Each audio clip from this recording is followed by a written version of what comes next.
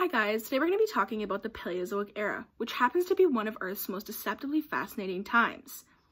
So although Paleozoic means ancient life, this era did not contain things like dinosaurs or saber-toothed cats, so it can often be looked over as primitive or boring, when in reality, it was really a make-it-or-break-it time for life on Earth.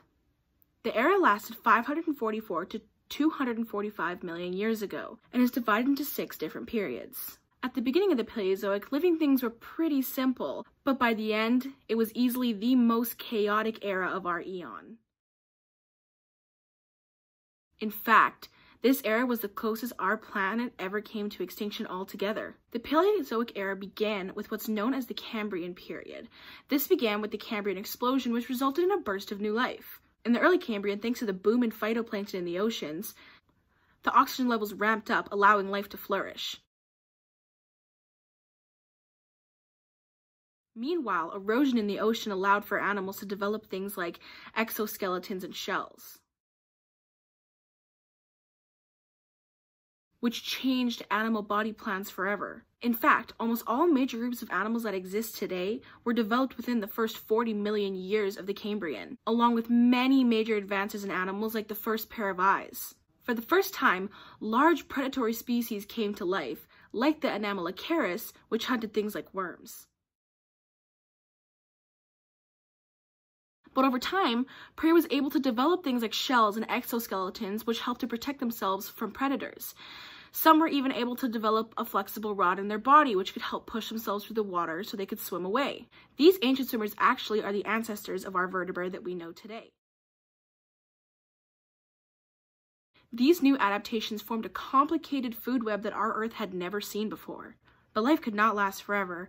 The Cambrian ended 505 million years ago with an unexplained mass extinction, although it is a theory that the extinction may have to do with a drop in oxygen levels in the oceans. But the next period, the Ordovician period, bounced back with another burst of diversity. This period lasted 505 million years ago to 440 million years ago. This new burst of life came from what's known as the Great Ordovician Biodiversity Event, or for short, GOBE. Much like the Cambrian explosion, the GOBE was brought on by major changes in the environment. First, there was a burst of geological activity that moved the continents around. This created new habitats for organisms. This, along with a change in sea levels and another burst of oxygen, allowed for life to flourish once again. These environmental changes actually allowed for the first fish ever to develop. These were called the ostracoderms, and they were covered in bony plates. But while ocean life began to develop, so did life on land. Early in the GOB, the very first land plants began to sprout on rocks. And although this was very revolutionary, plant life may have been a little bit too successful. The plants took in so much carbon dioxide that Earth's temperature plummeted, creating another ice age. And this was all happening while oxygen levels in the oceans began to drop. This combination led to the most devastating extinction that animal life had seen thus far. This was called the Ordovician-Silurian extinction event. It wiped out 86% of marine life species. This mass extinction brought the Ordovician period to an end, but marked the beginning of the next period, the Silurian period. This period lasted 440 million years ago to 410 million years ago. As the climate began to warm itself, life was able to recover itself once again. Plants began to spread all over land, like the Cookesonia, which first appeared on rocks in this period. Jawless fish were still the most common swimmers in the sea, but they were able to develop things like spines and horns to protect themselves from predators. But by the end of the Silurian, the first jawed fish came to life. They were able to tackle the organisms that the jawless fish just couldn't handle. The Silurian came to an end with a relatively minor series of extinction events, most likely caused by a drop in sea levels. The next period that followed was the Devonian period. This lasted 410 to 360 million years ago. This was the period when fish really were able to take over the seas. This is also when we began to see our first sharks and even other predators like the placoderms. And all while this was happening, things were getting even more crowded on land. The first species of insects began to emerge, and trees began to arise at this time. These became the first terrestrial ecosystems on Earth. Meanwhile, in the water, descendants of the lobe-finned fish began spending more time in shallow water until 397 million years ago, when descendants of these fish were able to finally move themselves on land for the first time.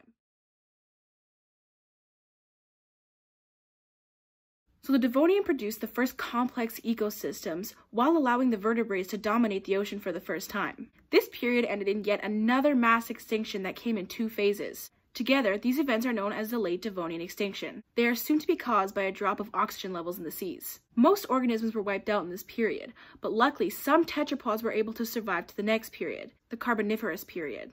This was 360 to 290 million years ago. In this period, oxygen levels ramped up, and this with the warm climate allowed for swamps and dense forests to spread around the world. The oxygen was also extremely beneficial to the arthropods, which were huge in the Carboniferous. This period was the first time tetrapods began laying their eggs on land in shells instead of in the water. But as the continents began to move to form one massive continent, it became impossible for moisture from the water to reach all the land, which caused a huge drop in humidity that wiped out a lot of forests. This is known today as the Carboniferous rainforest collapse. By the end of this period, a bunch of forests were replaced by a giant desert in the middle of the continent, with glaciers in the southern hemisphere. The organisms were able to split into 2 groups, reptiles and synapsids. Both the groups spent the last period of the Paleozoic, the Permian period, spreading around the Pangaea. The synapsids were still mammals, and they produced the first terrestrial herbivores. But as the Permian went on, the climate got hotter and drier. The organisms were forced to adapt to even harsher conditions, eventually resulting in a horrific end known as the Permian-Triassic extinction event, most likely caused by volcanic explosions and climate change.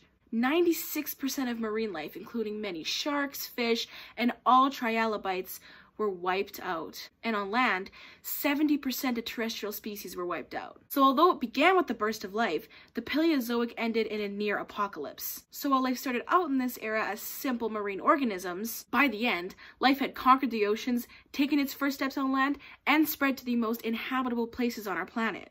So it is no overstatement to say that the Paleozoic era made life what it is today. Thanks for watching, guys.